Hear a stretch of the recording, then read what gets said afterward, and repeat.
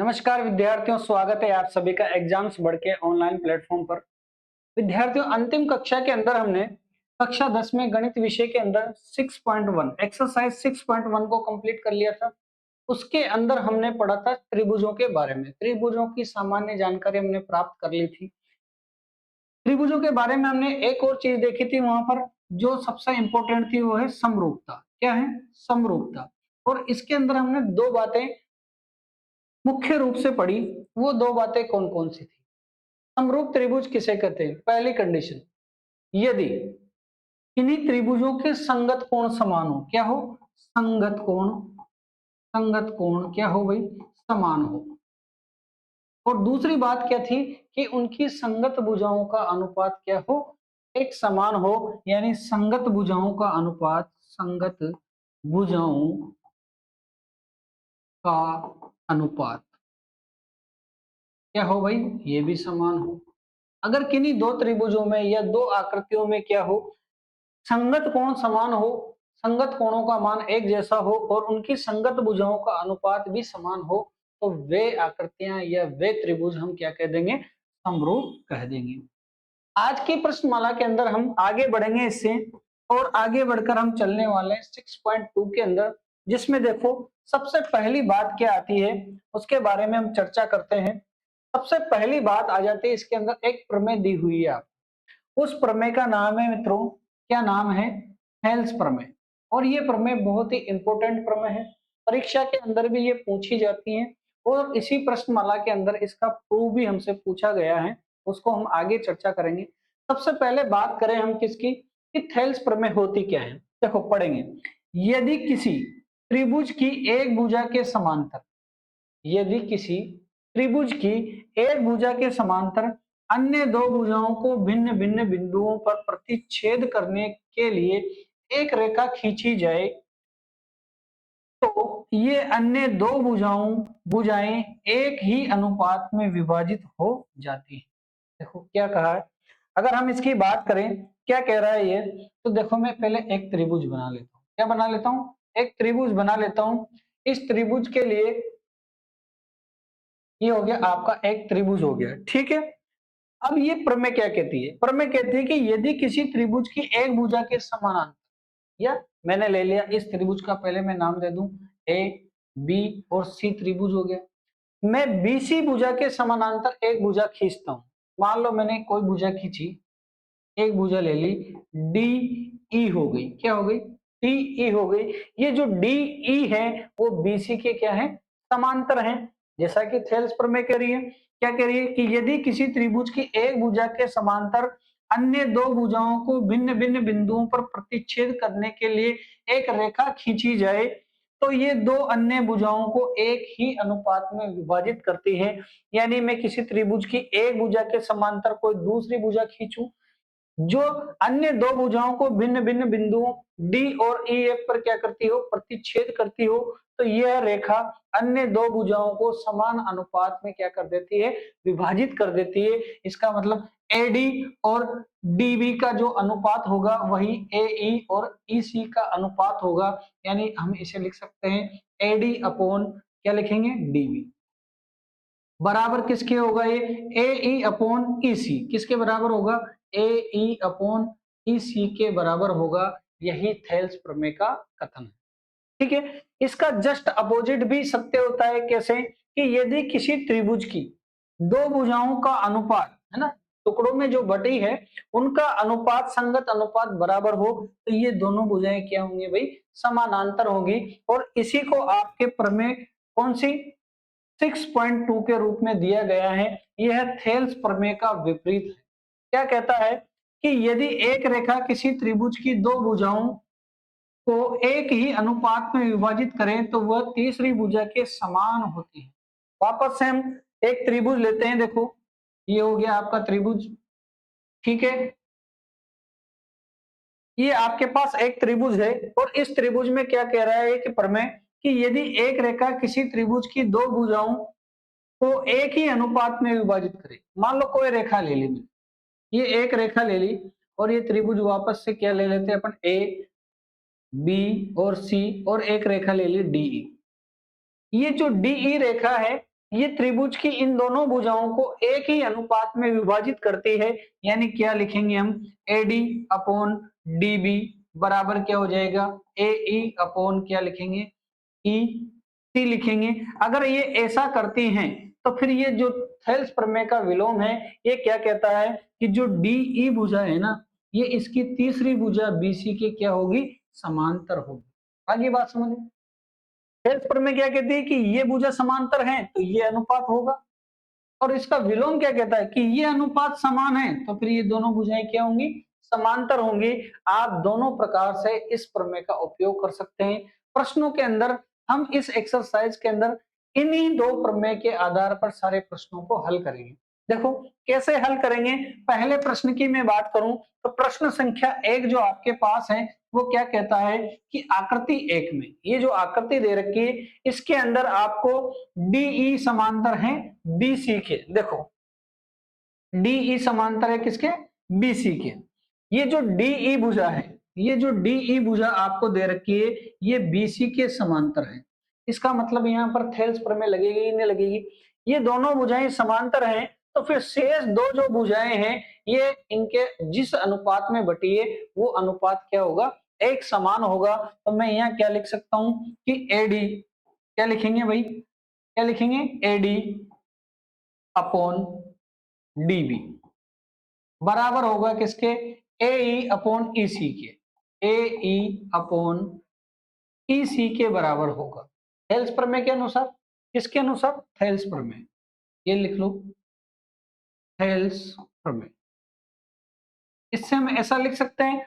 अब आपसे पूछा क्या है, ईसी का मान पूछा है, यानी आपसे ईसी पूछा है, जिसका मान दे रखा है उनके मान हम रख देंगे। तो बताओ एडी का मान कितना दे रखा है यहाँ पर 1.5 हो गया, डीबी का मान बताओ कितना है 3 है, बराबर एई का मान बताओ 1 है, और ईसी का मान आपसे पूछा तो ये हो गया ईसी। यहाँ से ईसी का मान हम निकाल देंगे और इसी का मान कितना आ जाएगा 3/1.5 बराबर कितना होगा 30/15 बराबर कितना आएगा 2, और ये किस में आएगा, सेंटीमीटर में आएगा। और यही क्या है आपका आंसर है, क्या है भाई, 2 सेंटीमीटर। समझ में आई बात। क्या कहा प्रश्न के अंदर कि डीई समांतर बी बीसी है, यानी ये भुजा डीई ये किसके समांतर है, बीसी के समांतर है। तो थेल्स प्रमेय से हम क्या लिख देंगे कि एडी अपॉन क्या हो जाएगा डीबी, और यहाँ पर एई अपॉन क्या हो जाएगा ईसी हो जाएगा। और हमने यही तो लिखा है, यही तो थेल्स प्रमेय कहती है। जिसका मान दे रखा है उनके मान हमने रखे, इसी का मान हमसे पूछा था, इसी का मान हमने यहाँ से निकाल लिया, और आंसर कितना आ गया आपके पास 2 सेंटीमीटर आ गया। बहुत ही इजी प्रश्न है, ज्यादा सोचने की जरूरत नहीं है, बस आपको थेल्स प्रमेय याद होना चाहिए, उसके बाद बहुत आसान है। नेक्स्ट प्रश्न संख्या 1 का ही दूसरा देखो। इसके अंदर दे रखा है कि डीई समांतर है बीसी के। देखो ये रही डीई दिख रही है, इसके समांतर कौन है, बीसी। अगर ये दोनों भुजाएं समांतर हैं तो फिर क्या लिखेंगे हम, थेल्स प्रमेय के अनुसार क्या लिखेंगे। देखो क्या है दिया है, सबसे पहले क्या लिखेंगे, दिया है, क्या दिया आपको कि डीई है ये समानांतर है बी सी के। तो फिर क्या कहेंगे, थेल्स प्रमेय से, थेल्स प्रमेय से क्या लिख देंगे हम, क्या लिखेंगे कि ये भुजा और इस भुजा का जो अनुपात है वो ए ई भुजा और ईसी भुजा के बराबर होगा। यानी क्या लिखूंगा मैं, बताओ एडी अपॉन डी बी बराबर किसके होगा, ए ई अपॉन किसके, ई सी के बराबर होगा। क्या पूछा आपसे, एडी का मान पूछा है, एडी यहाँ पर है, तो बताओ एडी का मान मुझे पता नहीं तो एडी को छोड़ देंगे। डीबी का मान बताओ कितना है 7.2 हो गया बराबर, ए का मान 1.8 हो गया बराबर बटे 5.4 हो गया। यहाँ से अगर मैं ए डी का मान निकालू तो कितना आ जाएगा 1.8 बटे 5.4 गुणे 7.2 हो गया। यहाँ से ये दशमलव से दशमलव कैंसिल हो जाएगा, 18 से कितनी बार कटेगा, 3 बार कटेगा। कितनी बार कटेगा भाई, 3 बार कटेगा।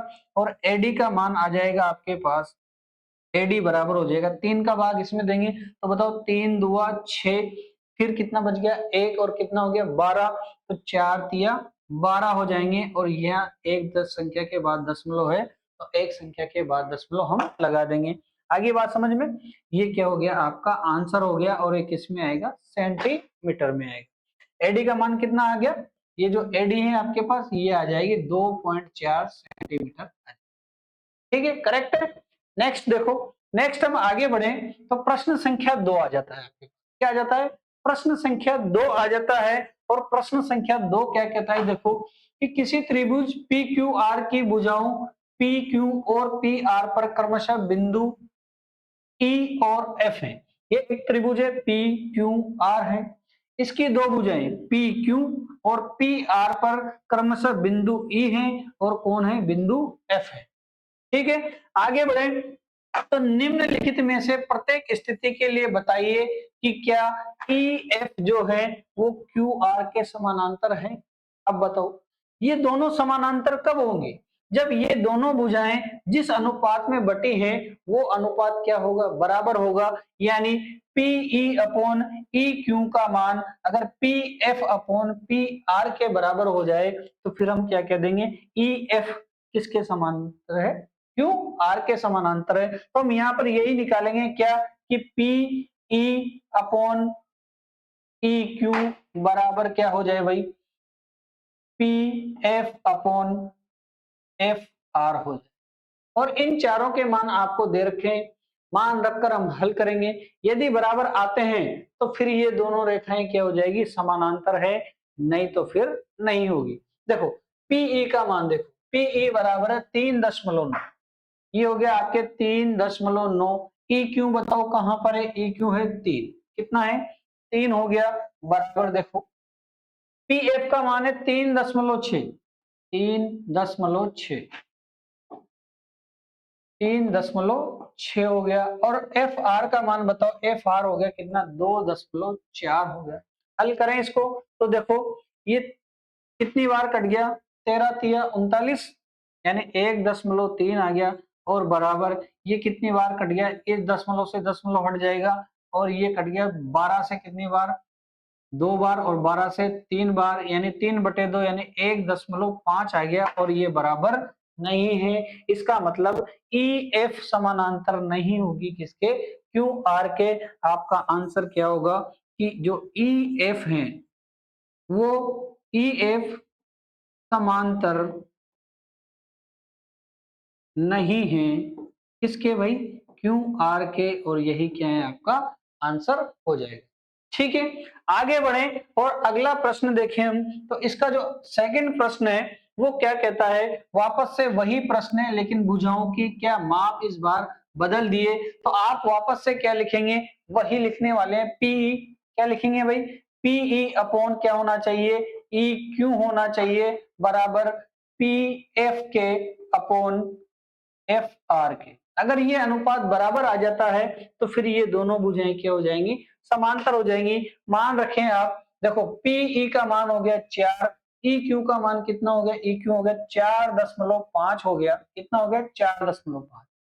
पी एफ का मान बताओ कितना है 8 है, कितना है ये हो गया 8 हो गया और आर एफ का मान हो गया 9 हो गया। इसको हल करें तो देखो कैसे हल करेंगे, ये हो गया 40/45 लिख सकते हैं, ये दशमलव हटेगा तो एक जीरो ऊपर लग जाएगी बराबर हो गया ये 8/9 हो गया।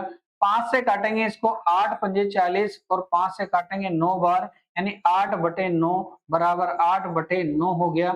यानी भुजाओं का अनुपात आपके यहाँ पर बराबर है, अर्थात हम क्या कहेंगे थेल्स प्रमेय के अनुसार हम कह देंगे क्या कहेंगे कि जो ई एफ भुजा है वो समानांतर होगी किसके क्यू आर की होगी और यही क्या है आपका आंसर होगा।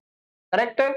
नेक्स्ट जो इसका प्रश्न है प्रश्न संख्या 3 सेम एज इट इज प्रश्न है और आपके वापस से भुजाओं के मान क्या हो गए चेंज हो गए। तो हम वापस से लिखेंगे क्या लिखेंगे भाई कि जो पीई है पीई बटे क्या बनेगा ई क्यू बनेगा बराबर होना चाहिए किसके पी एफ बटे एफ आर के बराबर होना चाहिए। अब देखो अब यहाँ पर आपको पीई का मान चाहिए तो बताओ पीई का मान कहाँ है, ये रहा 0.18 कितना है 0.18 है बटे ई क्यू का मान बताओ ई क्यू कहाँ पर है, आपको ई क्यू नहीं दे रखा है। तो देखो ई क्यू आपको नहीं दे रखा है तो ई क्यू कैसे निकालोगे आप? ये जो ई क्यू का मान है, ये पी क्यू में से आप पी ई को घटा दोगे, इसका मान निकालेंगे हम। इसका मान कैसे निकालेंगे? पूरी की पूरी पी क्यू में से क्या घटा देंगे? ये वाला भाग पी ई घटा देंगे, यानी ये हो गया P Q minus P E करेंगे तो बताओ क्या आ जाएगा? ई, चलो पी क्यू का मान रखो। पी क्यू का मान हो गया आपके पास कितना? 1.28 हो गया। कितना हो गया? 1.28 हो गया। और पीई का मान बताओ। पीई का मान आपको दे रखा है कहां पर? पीई का मान दे रखा है 0.18। कितना है? माइनस 0.18 दे रखा है। इसको घटा देंगे, 8 में से 8 शून्य हो जाएगा, ये 1 हो जाएगा, फिर कितना? दशमलव और 1 हो जाएगा। तो ई क्यू का मान कितना हो जाएगा? 1.1 हो जाएगा। आपके पास कितना हो जाएगा? 1.1 हो जाएगा। अब देखो, आपको यहाँ से पी एफ का मान रखना है। पी एफ कहां पर है बताओ? पी एफ ये रहा, और इसका मान कितना है भाई? 0.36। ये हो गया 0.36 हो गया। अब आपको क्या ज्ञात करना है? एफ आर ज्ञात करना है। तो बताओ एफ आर दे रखा है क्या आपको? एफ आर नहीं दे रखा। एफ आर नहीं दे रखा है तो कैसे निकालेंगे? ये हो गया एफ आर। एफ आर का मतलब ये वाला हिस्सा हमें निकालना है। तो इस पूरे हिस्से में से ये छोटा वाला हिस्सा हम घटा देंगे। तो क्या करेंगे?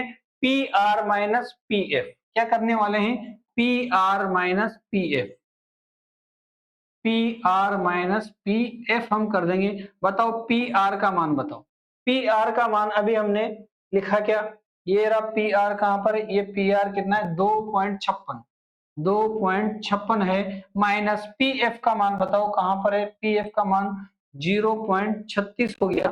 कितना हो गया? 0.36। इसको घटा देंगे, 6 में से 6 घटेंगे, शून्य हो जाएगा। 5 में से 3 घटेगा, कितना हो जाएगा भाई? 2 हो जाएगा, और दशमलव 2 हो गया। इसका मतलब एफ आर का मान आ गया आपके पास 2.2 आ गया। इसको हल करें तो देखो, समान संख्या के बाद दशमलव कर देंगे हम, इसको 0 कर देंगे, इसको 20 कर देंगे, तो ये हो गया 18/110 हो गया, बराबर ये हो गया 36/220 हो गया। हल करें, बराबर अगर आता है नहीं आता है चेक करेंगे। 2 से कट गया 9 बार, 2 से कट गया कितनी बार? 5, और 5 55 बार। इसको काट दें हम तो देखो ये कट जाएगा, 4 से कट रहा है, 4 से 9 बार, 9 चौके 36। इसको 4 से काटेंगे तो ये हो जाएगा 5 चौके 20, 2 बचेंगे, और 5 चौके 20, यानी देखो 9/55 इधर आ रहा है, और इधर भी कितना आ रहा है? 9/55 आ रहा है। यानी भुजाओं का अनुपात आपके पास क्या आ गया?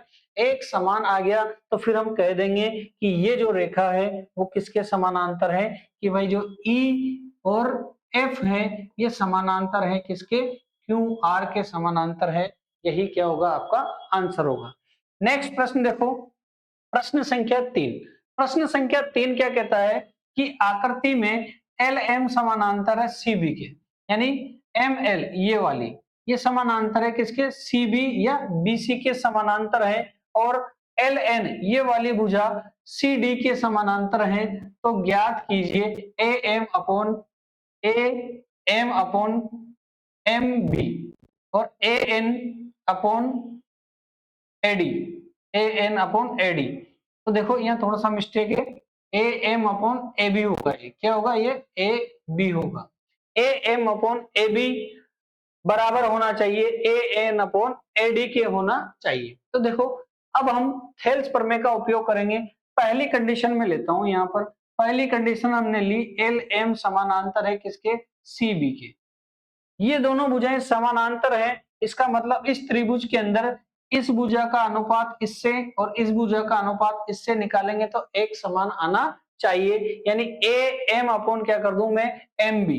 ये हो गया A M upon M B, ये बराबर होगा किसके? A L upon L C के। देखो A L upon L C के बराबर होगा। ठीक है, अब सेकंड कंडीशन हम देखें तो सेकंड कंडीशन क्या कहता है? कि एल एन जो समानांतर है किसके? सी डी के समानांतर है। यानी ये वाली जो भुजा है, ये वाली जो भुजा है ये इसके समानांतर है। इसका मतलब इस भुजा और इस भुजा का अनुपात इस भुजा और इस भुजा के अनुपात के क्या हो जाएगा?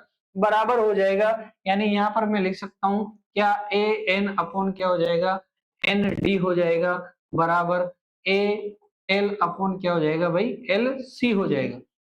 इसमें देखो ये दोनों मान एक समान है, इसका मतलब ये वाली राशि इस राशि के बराबर होगी कि नहीं होगी, हो जाएगी। तो देखो ये हो गया A M upon M B करें, ये किसके बराबर हो जाएगा, ए एन अपॉन क्या हो जाएगा, एन डी के बराबर हो जाएगा। हमें निकालना क्या है, ए एम के साथ ए बी आना चाहिए। क्या आना चाहिए, ए एम के साथ ए बी आना चाहिए। यहाँ एम बी आ रहा है, देखो इसको मैं एक बार पलट दूं तो ये हो जाएगा M B upon A M हो जाएगा। क्या हो जाएगा, ए एम हो जाएगा।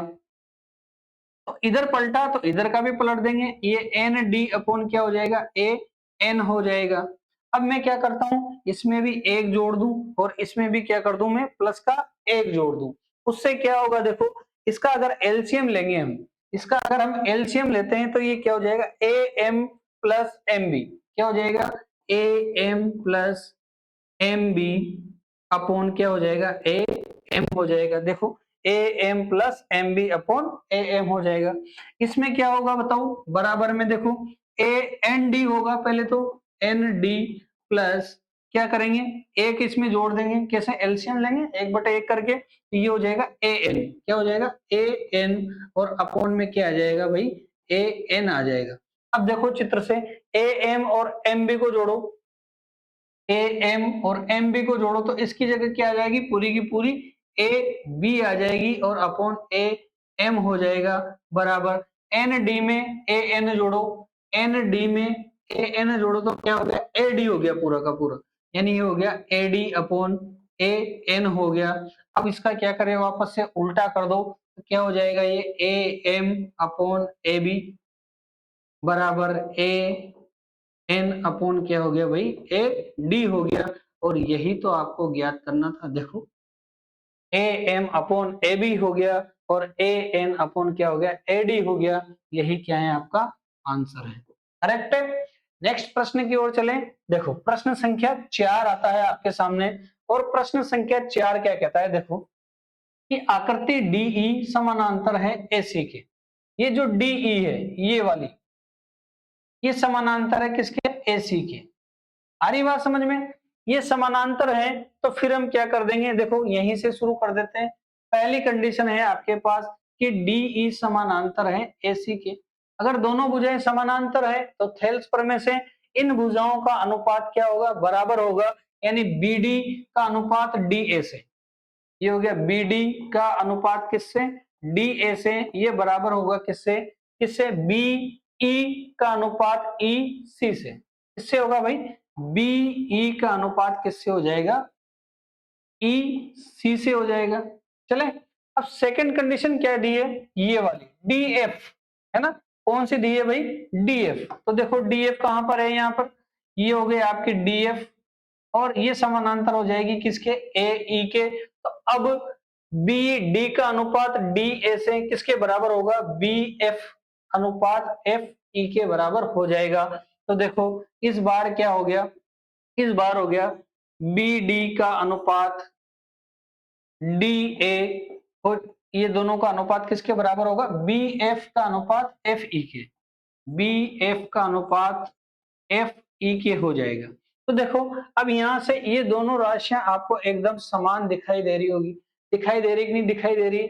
अगर ये दोनों बराबर हैं तो फिर ये दोनों राशियां क्या होगी, बराबर हो जाएगी। तो इनको हम लिख देंगे बराबर में क्या, कि बी ई अपॉन ई सी का मान किसके बराबर हो जाएगा, B F upon F E के बराबर हो जाएगा। और हमें ज्ञात क्या करना है, देखो बीई अपॉन एफ ई, ये बीई अपॉन एफ ई आ गया आपके पास, BE upon E C, BE upon E C और आपका मान यहीं पर निकल कर आ गया। और यही क्या होगा, आपका आंसर होगा। बिल्कुल सीधे सीधे सवाल है, ज्यादा इसमें कुछ है नहीं, बस आपको थेल्स प्रमेय का ज्ञान अच्छे से होना चाहिए, बाकी तो बहुत आसान है। देखो नेक्स्ट जो प्रश्न है आपका, प्रश्न संख्या 5।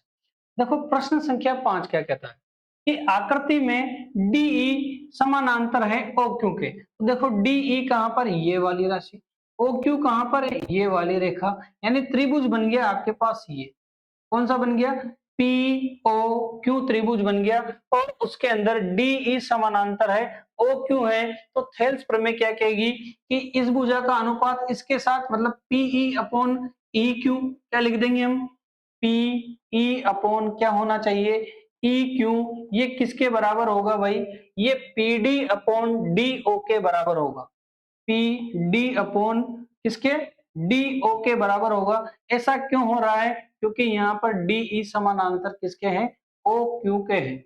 आइए बात समझ में।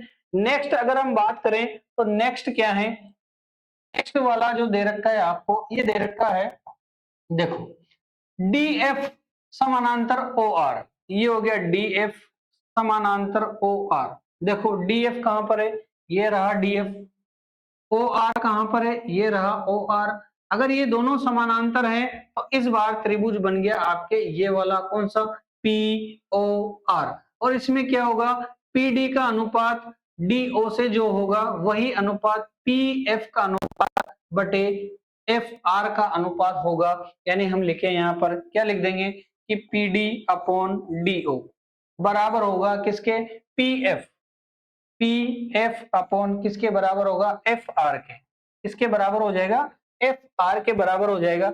अगर आप इन दोनों की तुलना करें, देखो ये P D upon D O, ये P D upon D O, यानी ये दोनों मान बराबर हैं, तो फिर ये मान और ये मान बराबर होगा कि नहीं होगा, बिल्कुल बराबर होगा। यानी पी ई बराबर P E upon E Q बराबर होगा P F upon F R के बराबर होगा।